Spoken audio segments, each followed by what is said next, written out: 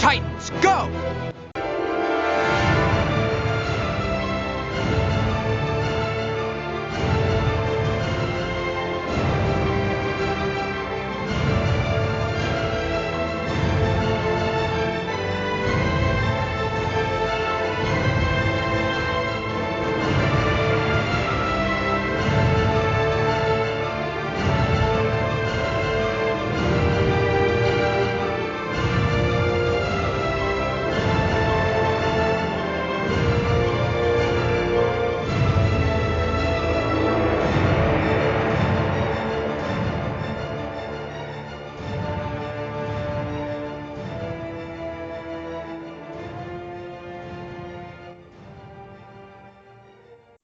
Hello again, everyone. Welcome back to Titan Talk, the Titans podcast.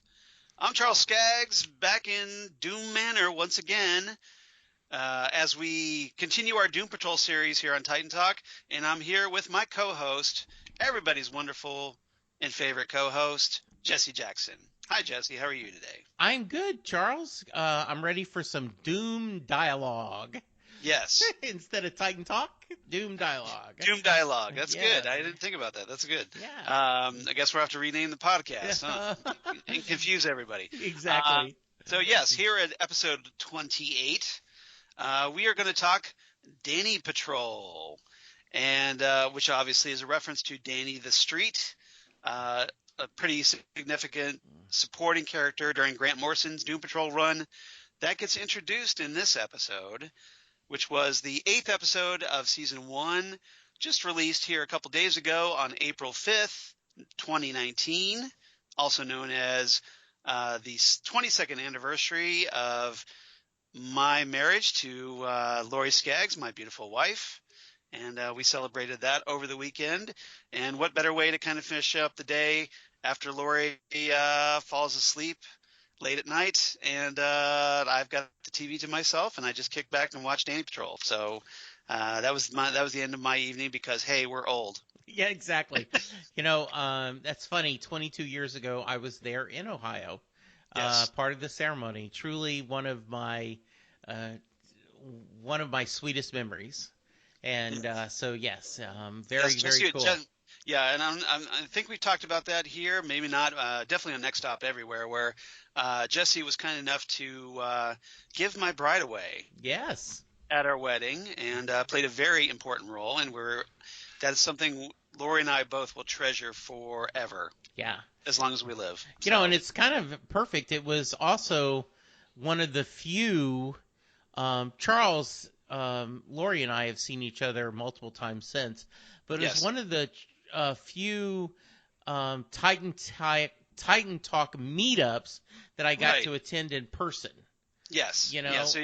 So our original Titan Talk, the Titans fan fiction group that is the basis for the name of our podcast back in the 90s that we were both a part of, and that's how we kind of all met, and how Lori and I met, and that's where we got to know Jesse, and that's everything. Even though the original fan fiction group folded, we've remained friends ever since, and obviously we've been doing these podcasts for Southgate Media Group ever since.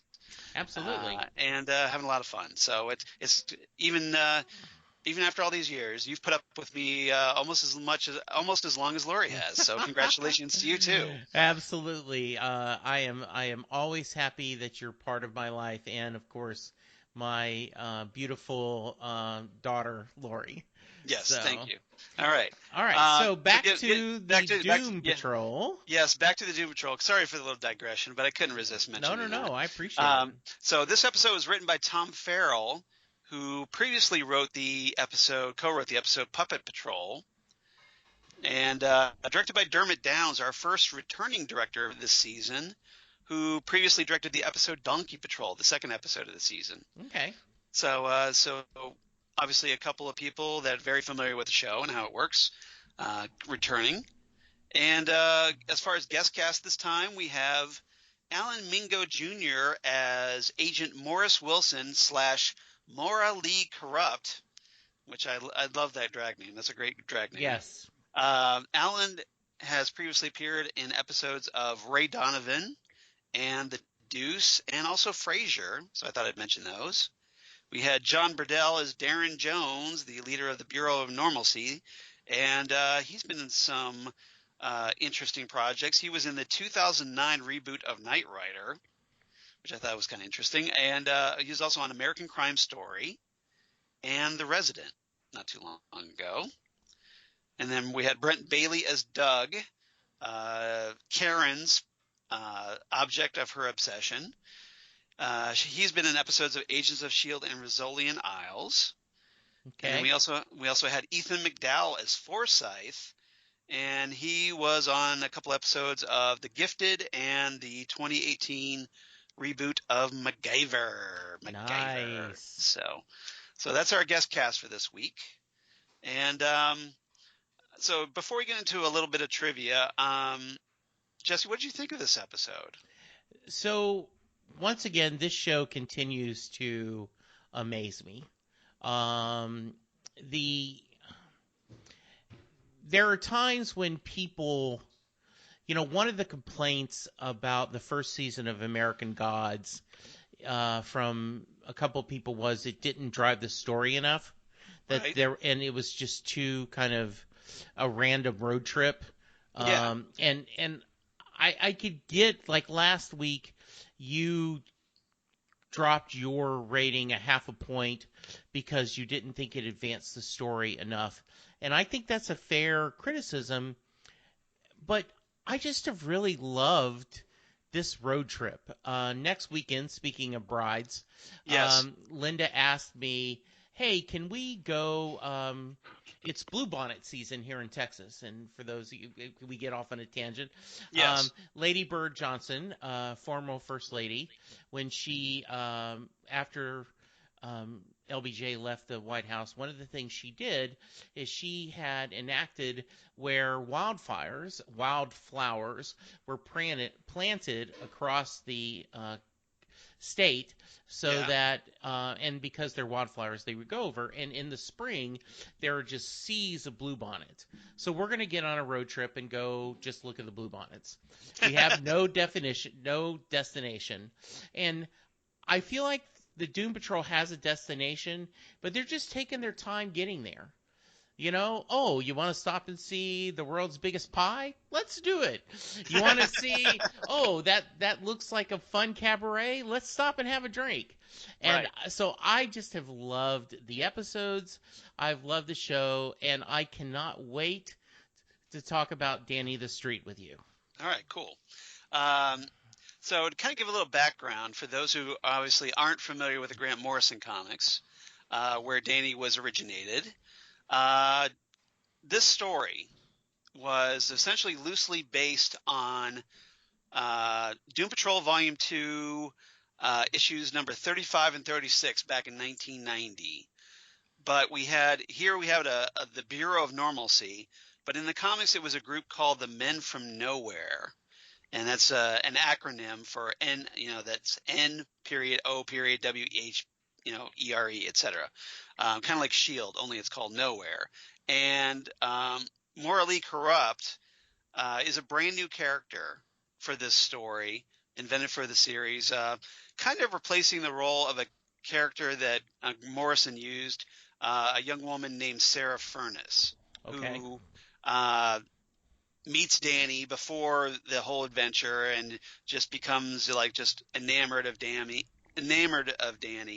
and kind of serves as a go-between, kind of like Maura Karupt does, between the patrol and Danny the Street. So thought that was rather interesting. The ant farm, which got a brief mention, when Larry is kind of wheeled, has those little flashbacks back to 1963. The ant farm is something that Morrison introduced in issue number 44 because the Men from Nowhere, as part of their agenda to wipe out things abnormal, they operated in the basement of the Pentagon. So I'm kind of wondering if we'll see that later on. But they have this massive machine deep within the basement of the Pentagon that's growing all the time, and it's intended as the Men from Nowhere's blueprint for the new world order that where every move will be predetermined and there will be no room for oddities. Hmm. So I'm kind of wondering if the way that kind of this episode was left with Darren Jones, I kind of wonder if we're going to see more of him and more of the Bureau of Normalcy. I can't think that Darren's just going to quit because Maura punched him out. Yeah. I don't think this is the last we've seen of him. So I'm kind of wondering if we'll get more of that and introduce more of Morrison's concepts later on in the series. Okay. So I just thought I'd bring that up for all you Doom Patrol comics fans out there like me. Topics. Let's get into our main topics. And first topic, I don't have any theme this week because ran out of time. I had a very busy weekend. Yes. Obviously with my anniversary and all kinds of other things. Recording a podcast yesterday, next stop everywhere. So ran out of time. Topic number one, I want to talk right off the bat. I want to talk Danny the Street and Maura Karupt. So Jesse, give me your thoughts on our favorite sentient transvestite Street. So when you mentioned this last week and you said we're going to meet an interesting character, and you hear the word street, yes, you tend to think of someone, a street-wise character. Okay. Like it's just some guy that he's very street cred. Yes. Yes. A lot of street cred. Yes. And not an actual street. Right. Yes. And he was or they were a very interesting character. I loved Danny the Street. Yes. I love the idea that it's a true street. That he is, or they are. Yes. This kind of. It's okay if you want to, Well, no, I'm trying to not worry about the pronouns. Yes. Yes, but he's trying to be able to see, the safe place. Yes. And that to give a safe space for people who are quote unquote different. Right. And it is a unique concept. Right. Totally concept. And I'm going to take a leap of faith. Right. And assume that in your list of things that this will never show up on TV ever. Yes. Danny the Street must be, if he's not top 5, they are top 10. Yes. And to see this executed so well. Mm-hmm. I mean, I've never read the comic, but just on the executed this well, you must have been doing a fist pump while you're watching this. As a big Grant Morrison Doom Patrol fan, when Doom Patrol was first announced, there was characters that I hoped I would see. Yeah. Even though I wasn't sure how they could pull it off. And Danny was one of those that I wasn't sure exactly how they could pull that off. But they did. And I thought they did a really good job. And I was very happy with that. And Danny, as he's presented here, is pretty much on point for the comics. Danny is, at face value, exactly what they seem to be. Yeah. Just very friendly, very welcoming, very protective of the people that they take care of. And now Danny here was a little at the end we find out that Danny's a little freaked by Mr. Nobody, but for good reasons, because Danny is worried that worried for the safety of the Dannysons, as we're told, which I thought was very clever, that they refer to Dannysons as opposed to denizens. Yes. Of something. That's a very good, nice little clever wordplay there. Mm-hmm. And so that was a little different, but I understand it and it makes perfect sense. But the whole thing with, I knew right off the bat when the leaves blew into the words "welcome friend," when Agent Morris first walks in to Mm-hmm. Danny the Street. That was something, as I talked about, that morally corrupt essentially replaces Sarah Furnace. That's what Sarah, when we're first introduced in Danny in the comics, Danny has this thing in the air that spells out "welcome friend," and so I thought that was rather extremely faithful to the comics, and I knew right off the bat that the fact that that's how Danny communicates to people is dead on, and so I was very pleased with that. Yeah. I thought it was amazing. I Through yeah. signs and rearranging letters on storefront windows and all that.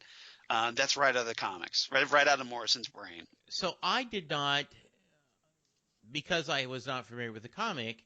Yeah. I assumed that Danny was a character Yes. and that he was just showing his communication, and later we'd pull back the curtain and we would Right. able to see him.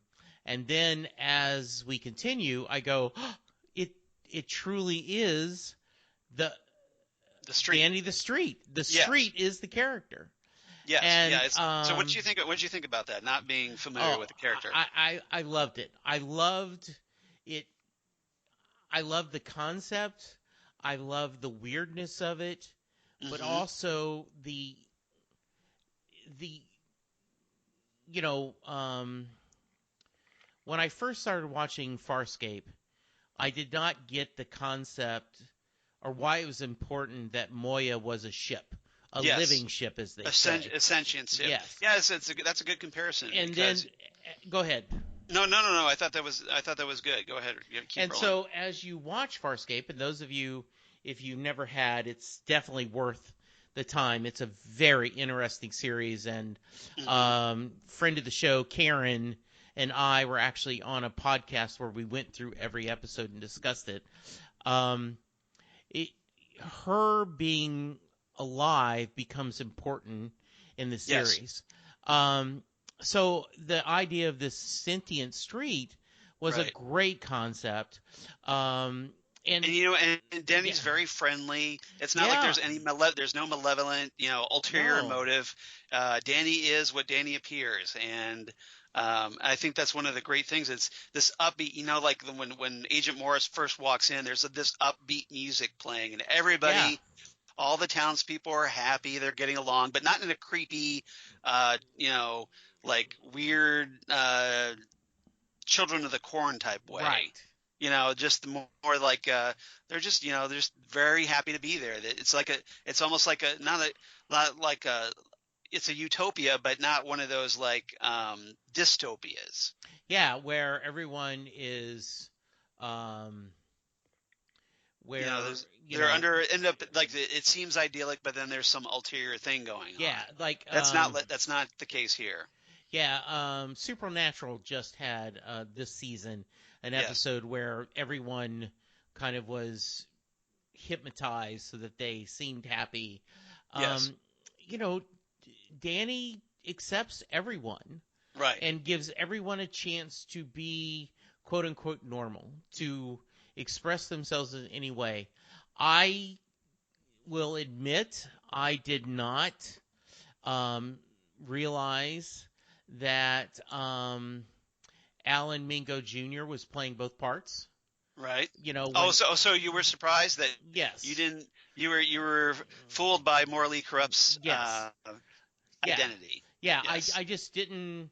I You didn't wasn't. make the connect. You didn't make I, the connection. yeah, and so I thought that was a nice reveal, Right. and I love the idea that um, almost like um, the apostle uh, Paul when he was Saul on the road to Damascus. I can't. I'm saying it wrong. Damascus. Damascus, yeah, Yeah. Yeah. where um, he sees himself and in a new way and Right. found a way. You know, Agent Morris, it Yeah. he finally had a chance to be free and to do stuff, and that was just beautiful. Yeah. I Yeah. Yeah. Agent Morris Wilson has a great story when she eventually reveals that that we were introduced to her early on as Agent Morris Wilson, this agent of the Bureau of Normalcy, essentially tasked with going in and um, going in with the intention of destroying Danny the Street because it's this, abomination as they view it. Yeah. Uh, It, and once she gets there, uh, realizes that, hey, this is where I feel like this is the part of me that's been missing all my life. yeah. And now I understand who I want to be. It is very. It's a very upbeat story. Right. And especially I love the ending where Agent Morally, Morris, morally Morley corrupt. is Yes. like, I'm gonna just go back. We'll set him off, um, and I love that Danny the Street said, no, we have to quit running. Yes. Um, and the celebration at the end, it it was a wonderful, and I think of this as the main storyline. Oh I yeah, know, that's why I wanted it yeah, first because absolutely, it is kind of the driver, even though Danny yeah, is essentially a supporting character in Doom Patrol lore. yeah. But obviously Danny's the main focus of this story, and I really liked Morally Corrupt, the character, trying to get Larry and Vic, you know, to understand what's going on, kind of butting heads with Vic a little bit, with some serious sass going on. But ultimately, Morally is willing to make that sacrifice and leave town, give up everything that she loves, essentially to protect the others as a selfless act. And then, like you said, Danny says no. Hmm. And then they make their stand. And you notice Agent Morris made the point of going back and coming back out as morally corrupt to face Darren Jones. And they have that great fight where Agre- where where Darren gets his ass kicked by a drag queen, which I thought was very funny. it's very funny. It's very perfect. And yeah, exactly. It's a perfect apropos ending. Yeah, it just was. You kind of look at it and you go, this is so great. Now, I don't know if the Bureau of Normalcy Right. is going to be stay gone for a while, but at least they've won the day for now, and You mean I was very happy. you mean Danny the Street and the Yeah, Danizens have won the day yeah, for a while. Yeah, and then exactly. and to go, um, Yeah, I hope we haven't seen the last of Danny. I mean, oh, I I hope hope this so. is a one-off, but I don't think it is. No, So I think we'll see more. I think they'll set that up. Yeah. Yeah, yeah, because they made such a strong introduction of these characters. Um, but yeah, I thought that was really great. So anything else about Danny the Street morally corrupt before we move on? Um, so I don't know. Maybe this would be a bridge Hmm. to your next topic, but um, how great was it seeing um, Matt Bonner and Alan Mingo Jr. sing in their Yes, characters? yeah, that's one of the things I want to talk about in the Okay. next topic. All right, so topic number two, Hmm. as Jesse tees up the segue, Larry in the Bureau of Normalcy. I want to talk about. Yeah. So Larry, still, hasn't having his issues, and then once he finds out, once they're, um, he and Vic get this cake brought to them.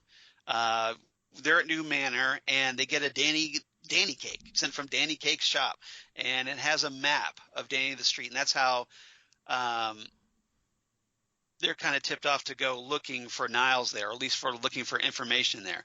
And they get into town, and the storefronts are kind of boarded up. Everything looks a bit run down. Primarily, as we find out later, Danny was trying to keep a low profile, and that's where they're kind of they see Peeping Tom's Perpetual Cabaret, and that's also right from the comics, by the way. Yeah. And so they go in there and they meet Morally Corrupt, and they kind of like realize that, oh hey, Danny's and like this sentient thing, like the actual street, and Vic has a little hard time with that.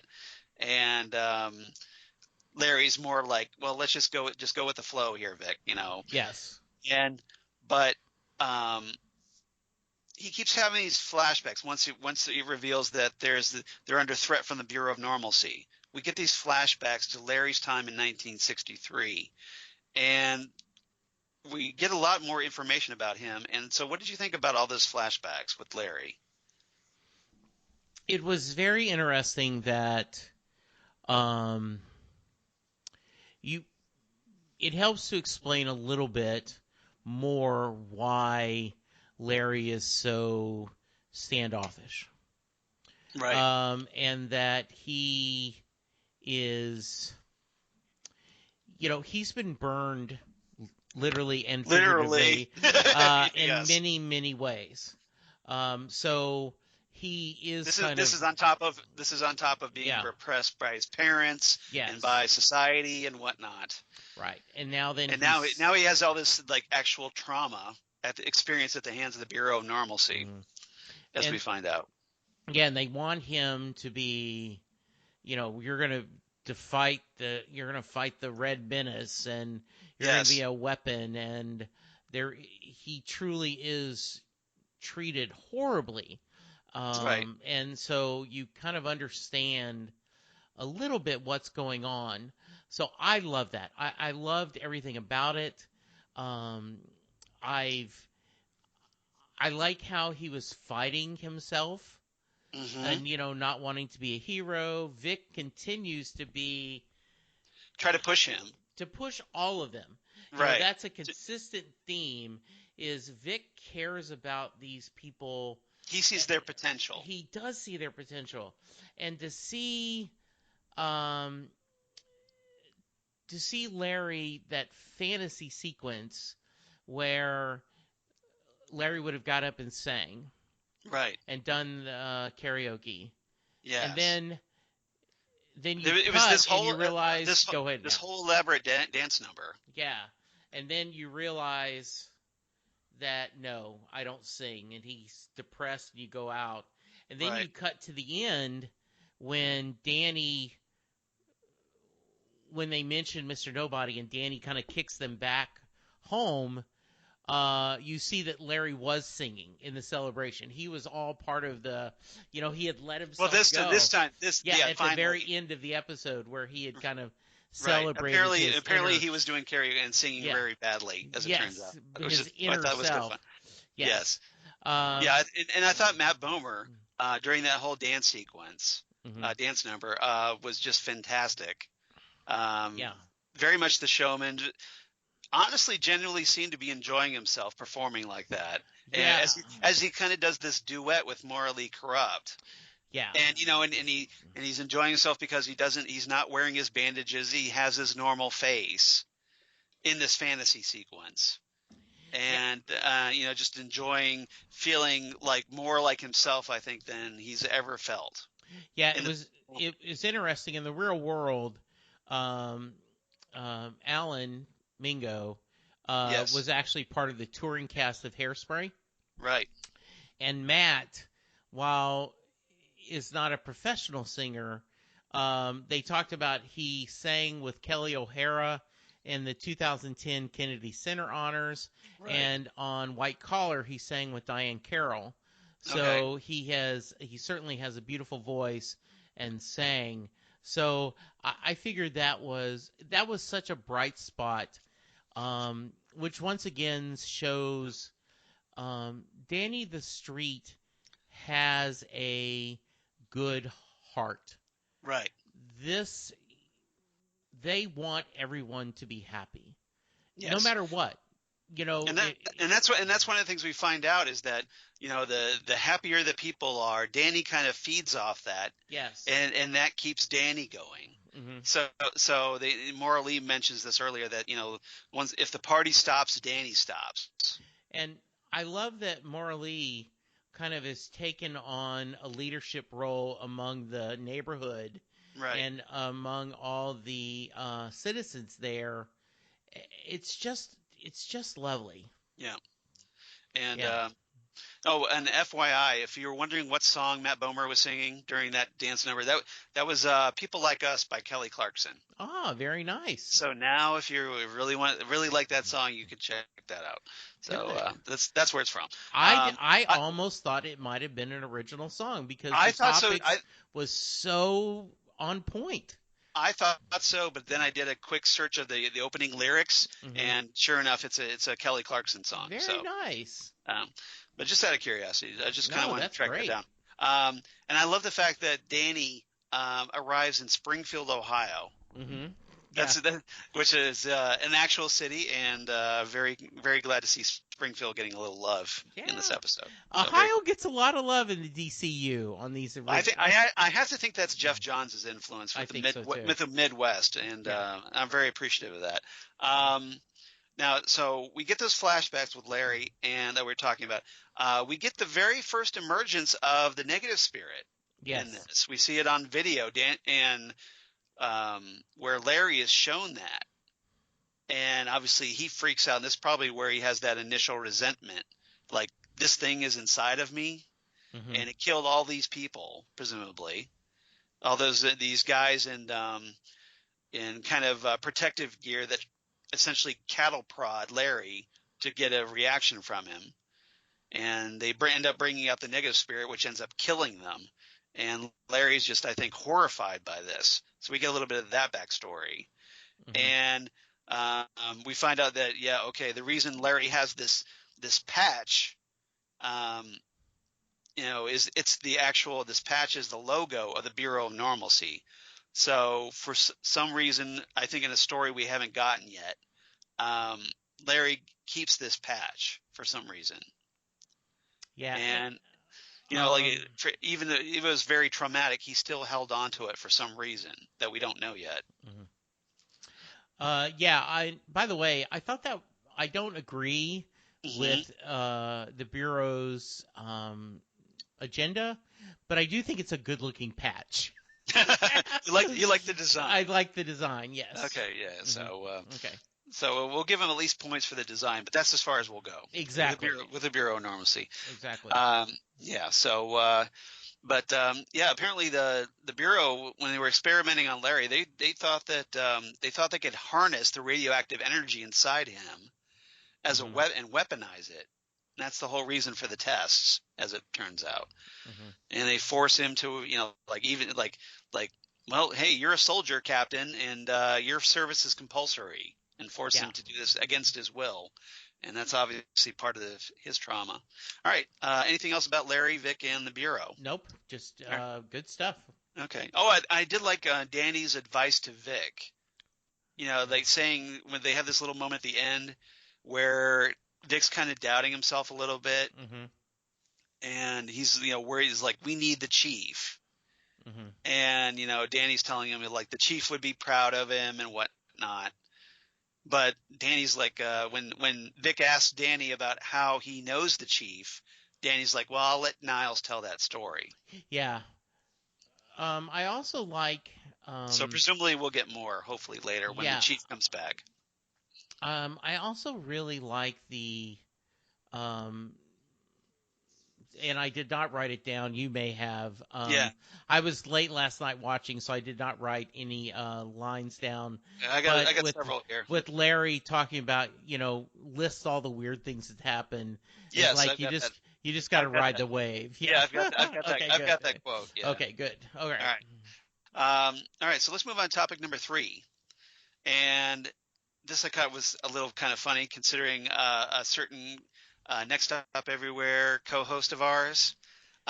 So Karen, I want to talk about Yes. here, in reference to, of course, to Karen Lindsay, friend of the show, Yes. and Rita and Cliff. I want to talk about in this segment. All So right. we're introduced to a new personality of Jane's, who is essentially 1990s rom-com personality that can do love spells, as it turns out. Now, And apparently, yeah, Rita considers her to be the most dangerous of the 64, the worst of the 64 yeah, that was personalities. amazing. Yeah. I I am someone who, not even, I won't even call it a guilty pleasure.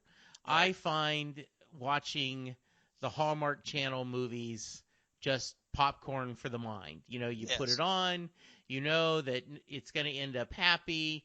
I grew up with Disney movies, so this is kind of my version.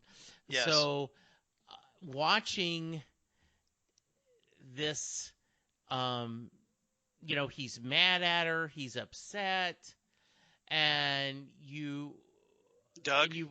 Doug, and you watch, Karen, Mm-hmm. played by the amazing Diane Guerrero, Yes. slip in the mud, Yes, and then that whole romantic comedy trope yeah, that is where just it's raining outside and she goes like, okay, I'm going to protect him with my sweater, and then she does a face plant or she slips in this puddle of mud, and it's raining and whatnot, and she's talks about like, well, I guess I don't make a very good umbrella, like this very rom-com type line, yeah, and just all going through all the tropes of romantic comedy movies. it's just wonderful. Yeah. Um, And she's all perky and says cutesy things, and she's all girly, and and talking to Rita, you're my bestie, you're my best friend, of course. And then to Rita's seriously annoyed with her, which yeah, is that's funny. and at first you're like, okay, why? Yes, she's annoying, but is she necessarily dangerous? But Right. then you can see Well, she when she starts is. using her powers, Yeah. we kind of see the threat because she puts everybody under the love spell. Like, we find out Doug. I'm kind of getting ahead a little bit. Give this little backstory that apparently we're told by Rita that whenever Jane gets at a particularly low point, um, Jane kind of gets supplanted by Karen. Mm-hmm. This kind of go-to emergency personality, and Karen apparently has created this whole other lifestyle for herself on the side, and that involves this guy named Doug, who apparently she's broken up with and gotten back together over and over like 1,000 times, according to Rita. And her Doug's family is sick of her and can't believe that Doug keeps going back to her. So there's this kind of conflict there. But Karen uses her love spell powers, brings back Doug, whammies Doug, then whammies the family, so that they go along with this idea. Like Karen proposes to Doug, and at first he's not like wanting to go along with this, and then she whammies him, and then the family's all upset about it, and then she whammies them, and eventually she whammies Rita and brings her along into going along with this idea, and you see this threat that Yes. that she's this emergency fantasy life, and she's willing to do anything to keep that fantasy going, Yes. no, Absolutely. no matter the morality of the issue. And so it's a very interesting. And again, Diane Guerrero is just amazing. That there's a great scene in the kitchen where, like I guess, Karen is getting something out of the fridge, and then Hammerhead kind of quickly manages to regain control and confronts Rita about like, hey, you better not let Doug get anywhere near my body. Right. And then but Karen ends up reasserting control. And so just this kind of on and off back and forth, personality shows just what amazing acting talent that Diane Guerrero is. Yeah. It's interesting to see the different personalities back and forth. And it, the idea of a lot of them being afraid of Karen, even though Karen is just this, seems to be sweet and, oh, no, no, no. Right. Oh, we're good. So I thought that was a pretty interesting, fun, kind of take on this. Yes. Hmm. Now Cliff, meanwhile, um, was left on the front porch by Karen. Mm-hmm. He shows up there looking for Jane, looking to apologize for all the crap that he said in the previous episode, Therapy Patrol. Mm-hmm. You know, because of Admiral Whiskers getting inside him or whatnot. Yes. He tried to when Karen called in on the phone at Doom Manor, picks up the phone, he starts trying to apologize there. Doesn't really happen. And then he shows up on at Karen's front porch, you know, in this little house that she's got, and or Doug's house, whatever, I'm not sure. And he tries to apologize to her there. She essentially closes the door in his face and leaves him outside. Mm-hmm. And, you know, because she's saying, well, you know, this is very important that this goes well. And she keeps calling him Cliffy, you know, all perky and whatnot, and shuts him out. So Cliff is kind of like left like, okay, now what? So he just kind of hangs out there on the front porch all day.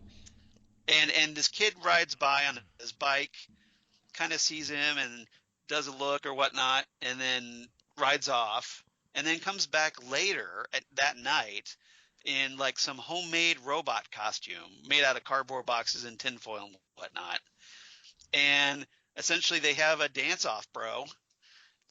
And to quote Star-Lord from Guardians of the Galaxy. And Cliff is like, hey, I've seen Flashdance, 87 times or something. Yeah, yes. I'm ready. Yeah, that was really. But they had this little bonding moment. And it's kind of funny that after the dancing, then like Cliff's opening up to the kid, talking about this dream that he had, like somebody's welding him, but then when he opens up, like they pull back the welding mask, it's Jennifer Beals, who was in Flashdance. Yeah. And so I thought that was pretty funny. Yeah, that's it. I thought that was great. The idea that Cliff, it turns out that Cliff is getting more and more comfortable with himself and talking to them. I thought that was really, really well done. Yeah, you notice that Cliff's actually talking to a kid. Yeah, I love that. So, you know, it's like for the guy who doesn't think he could be a father to someone, mm-hmm. he's actually getting along with a kid. Yeah, and having a conversation. And he tells the kid to keep it real as he gets pulled inside. And at this point, Karen tries to whammy him to make him go along with everything. But, hey, he's a robot. He has robot eyes. Yeah. Doesn't work. Yeah, like, not going to work that way. Not going to work. And so she's a little thrown by that. Mm-hmm. And, you know, Doug comes up and is like, oh, cool, a robot. You've got me a robot or whatever. And kind of they get into a little shoving match, sort of, because Doug tries to shove him, doesn't work. So then Cliff kind of taps him back and sends him crashing on a chair. Yeah. And that's where things kind of unravel for Karen. She kind of loses it a little bit, and Hammerhead comes out. Mm-hmm. But Hammerhead is just so pissed at everything. Hammerhead tries to kill Doug. Yes. So what did you think of that moment? You know, he is first off, poor Doug is just not very smart. Right. And then and Hammerhead is just so crazy volatile at times. Yeah, and volatile is a better choice. Yeah. So I thought that was an interesting. I'm glad how they got out of this. Right. It was an entertaining subplot. Yes. And so it did not. It isn't like I said, come on, let's get back to Danny the Street. I enjoyed this twist on it. But, you know, I'm kind of, I hope this gets, you know, and we kind of get where Jane's messed up again now at the end. Yeah, so the ending, essentially, Karen kind of realizes, you know, like she loses everything because that love spell kind of wears off after, you know, Hammerhead trying to kill Doug. And Doug is horrified. The family's horrified. And then we kind of see things from Jane's perspective, through Jane's eyes, as Karen is kind of dragged back into Jane's mindscape. and pulled back to the underground. Mm-hmm. And literally, we get to see a little taste of the underground, where you see a train track, and Karen is like clutching, trying to stay from being pulled back in. And she's holding on the track, but then gets pulled back in, and that's kind of the cliffhanger, and that sets up next week's episode, which we'll talk about here in a minute. But next week's episode is something that I have been really hoping to see on Doom Patrol, and can't wait for next week. Let's just leave it right there. Leave it right there for now until we talk about our next week on Titan Talk. Okay. So I'll just leave that little tease there. But very cool ending, and I can't wait for next week. All right. All right. You said you didn't have any favorite quotes of the episode? No, so please share us. All right. So favorite lines. Larry, of course, with the line as he and Vic walk into Danny the street for the first time, where Larry says, "Follow the cake, Vic. Always follow the cake." Yeah, that was a good line. Larry can be very dry. He's dry. At times. Yeah, dry. Larry has a very dry sense of humor, which I really appreciate. Yeah. There was the exchange between Vic and Maura Lee in the club, where Maura Lee is trying to help Vic understand what Danny the Street is. And Vic is like, "The street's a he," and Maura Lee says, "Danny's genderqueer, and they use non-binary pronouns." And Vic is all, okay. And Maura Lee's like sassy as ever, goes, "Oh, isn't that cute? Robo-Boy doesn't understand non-binary. Let me see if I can explain it to you in a language in which you can understand. 010011110. Make sense?" And Vic is all like, "Just give me 1 second. I'm trying to find my middle finger emoji."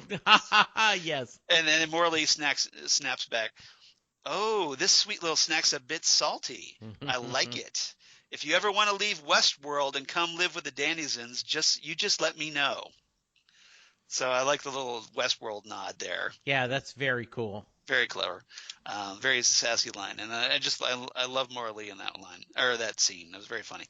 Another scene when Vic and Larry, after they leave Peeping Toms for the first time, they're out in the street, and Vic says, "The street talks. Of course the street talks. Why wouldn't the street talk?" And Larry responds, "Well, Donkey Dimension, D-Creator, group therapy, just ride the wave, Vic." Yeah, exactly. So just roll with it. And that's a good advice, especially if you're reading Grant Morrison's Doom Patrol run. Highly recommend that. One of the lines between Karen and Rita I thought was rather funny, where Karen tells Rita, "Dougie and I are endgame." And Rita replies, "I don't know what that means. I just know that it's youthful and irritating." That is greatness. Yes. And, of course, endgame is a term that shippers use often when they're tracking their favorite TV basically, this couples. This is where they need to end up, these two together. Yes. Yeah. So I thought that was very funny from Rita. And then lastly, the big exchange between Darren Jones and Maura Lee Karupt, when they're just before their big brawl in the street, in Danny the Street. Darren says, "No, this is not who you are, Morris. You're a man. This place, these people are," and Maura Lee interrupts, "No, you don't get to tell me or anyone else who they are ever again. I am proud of the person I see in the mirror. My face is beat, my look is flawless, and I am dusted from head to toe. The only thing I am not is scared of you." Yes. So really nice. Very empowering episode. You go, girl. Indeed. Exactly. Yeah, so I thought that was good. Yes. So what's your rating for this episode? So once again, they're on a roll. I give it 9 out of 10 drag queen karaoke songs. Nice. I enjoyed this one a bit. It's just, obviously we're not hitting the main storyline, but it's, I loved it quite a bit. So I give it 8.5, just a little bit under you. 8.5 out of 10 Danny cakes with Yes. maps on top. So I love the icing. Like the icing was a map, and I Hmm. love that. Very cool. Yeah. It's like, hey, go here. So Yeah. so very cool episode, and so I have some Titans Tower news, but very quick Titans Tower news. Kieran Walters, who you remember on Titan Season 1, he played Jason Todd. Yes. Apparently, he's been bumped up to series regular. So it looks like we're going to be seeing a lot more of Jason Todd in Season 2, Yes. which Yeah. should obviously make some interesting conflicts. Presumably a lot of, dare we say, Nightwing and Robin team-ups, Hmm. which would be nice to see. Yes. We do have some Tell It to Titan talk. Good. As Good. once again, Holly Mack writes in, Holly Thank from you, Holly. Wisconsin, and she writes in, "Hey Charles and Jesse, what another great episode! Love the idea of Danny the Street. I wonder if we won't see the Street again later on in the series. I suggest that we probably will, because he does reoccur in Morrison's run. I know they don't want to get involved because of Mr. Nobody, but if it's to help Niles, they might change their mind." Absolutely. Okay, out of all the personalities that we've seen of Jane's, I have to admit that Karen is the scariest of them. The scariest of them. A little too sweet, and if you make me angry, I'll put the whammy on you, and you'll do whatever I want you to. I almost thought that Dougie was behind Karen's powers, but not the case. So glad that Cliff was not affected by Karen's powers. Exactly. Yes. So that was good. Good resolution. The Department of Normalcy. I'm guessing it won't be the last time we see of them. Probably not, I'm guessing. Loved Maura's takedown of his former partner and Larry warming to him as well. I'll wrap it up here. Holly from Wisconsin. So Very nice. Thank you, Holly. thank you once again, Holly. Always great to hear from you. And if you want to be like Holly, and please write in, let us know what you're thinking. If you're enjoying Doom Patrol or not, hopefully you are. Let us know. Drop us a line here at titantalkcast@gmail.com. That's titantalkcast@gmail.com, just like Holly did. Or you can reach us at Titan Talkcast on the Twitter machine, or you can reach us on Facebook at Titan Talk, the Titans Podcast. We'd love to have you like and follow us, and please share that with your friends if you're so inclined, because that would help, obviously, people find us and build us up on social media so that we get more noticed. So that's always a good thing, right? Hopefully. And Absolutely. and your help would be definitely appreciated by both Jesse and myself, I'm sure. Oh, absolutely. Good. All right. Jesse, how about you? Can they reach you on the Well, interwebs? I am on Twitter at Jesse Jackson DFW. I am on Facebook, Jesse Jackson in Louisville, Texas. You can hear me talk Doctor Who with Charles Right. on Next Stop Everywhere, and I'm showing up about once a month right now. We're having some guest hosts, some part-time companions, and it's been amazing. So continue to check that episode. And then Right. I am almost at the tail end of 40 Days of Springsteen, which is actually going to be 47 days. Yeah. You decided to extend it a whole nother week. Well, what happens, this is under the side topic of, I don't know if anyone cares, but Ash Well, of course we Wednesday. care. Yeah, Ash Wednesday to Easter is 6 weeks, and it is routinely known as 40 Days of Lent. Right. But the Catholic Church does not count Sundays as a day of Lent. So it is actually 47 days from Ash Wednesday to Easter Sunday. So Okay. I have to do 47 episodes if I'm going to do that whole time. And that sounds way too complicated. I know. So there will end up being 47 episodes of 40 Days of Springsteen. Okay. But I've had a couple people step up and to offer do some episodes, and I appreciate it. We've heard some from great people sharing, so that's been wonderful. Charles, how about you? Well, of course, at Charles Skaggs on the Twitter, at Charles Skaggs on Instagram. Facebook, of course, Charles Skaggs in Hilliard, Ohio. And my blog of geeky things. Damn good coffee. And hot.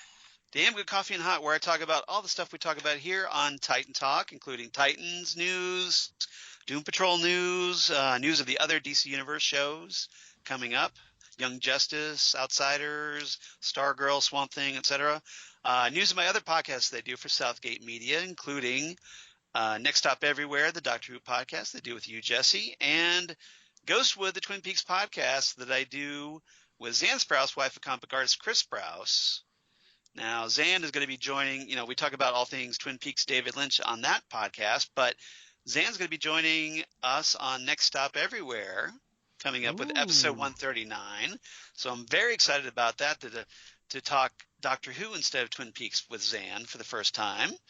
And looking forward to that as we talk about the greatest show in the galaxy from classic Who in 1988, Sylvester McCoy era. And we get to talk about the Seventh Doctor and Ace and all kinds of stuff. So looking forward to that. Finally get to talk some 80s Doctor Who after a long while. So I'm definitely looking forward to that. Other than that, please check those podcasts out. And also please go to Southgate Media Group and support the Southgate Media Group Patreon page, because that helps keep the lights on here at Titan Talk. And I'm sure our executive producer, Rob Southgate, would definitely appreciate that. And other than that, next time on Titan Talk, we're going to talk Jane Patrol. Nice. With Doom Patrol episode 9. So we're kind of like this episode here with Danny Patrol we're kind of at the halfway point of season 1 already. Okay. And it's been a great season so far. Can't imagine what the back half's going to bring. And in this episode, Jane Patrol coming up next week, again, this is something I've been looking forward to, and I've really been hoping they were going to do, and it looks like they are, where Jane retreats into the underground, a treacherous place within her own mind space, where she encounters her many personas and dark traumas of her past. Now, if you're a Grant Morrison Doom Patrol fan, looks like this episode is going to be pretty much an adaptation of Doom Patrol Volume 2, number 30, which was a story called Going Underground. And this was one of my favorite Doom Patrol stories ever. And it's so powerful. And the dynamic between Cliff and Jane as Cliff explores the underground and encounters the various personalities face to face. We learn a lot about Jane in this story. We should. And it just shows, again, this is going to be probably how Cliff and Jane patch things up with one another, I'm hoping. So this should be a rather big episode. Yeah, this sounds great. And I can't wait for this. And hopefully they do it right. I've seen the trailer, and we got to see little hints of what I think is Hammerhead, and we also get to see Penny Farthing. And so I'm hoping we're going to see some other ones. Especially I want to see Driver 8, who's the one who is essentially the conductor of the underground that takes the personalities from place to place within her mindscape. And I'm really hoping we'll see Driver 8. So fingers crossed for this. Yeah, I liked it. I watched the preview too, and it would be very interesting, and we'll see if they actually hire some other actors to play the different personas. Well, it looks like they do. Yeah, so that could be very cool. Yeah, because the personalities are inside her, so they don't necessarily look like Diane Guerrero. Exactly. I think that is great. Which obviously takes a little heavy lifting off of Diane Guerrero. Yes, for once, because she doesn't have to portray every single personality. Mm-hmm. And it also makes them more distinctive, I think, that way. Yeah, I think so too. Good. So yeah, I can't wait for this episode. I'm hoping will be a very high rating for me. So we'll see. We'll find out. I'm keeping my fingers crossed. All right. So everybody, thank you again for listening to Titan Talk. And so come on back next week. We're going to talk Jane Patrol, and it's going to hopefully be a good one. And we will see you next time right here on Titan Talk, the Titans podcast. Goodbye, everybody. Bye.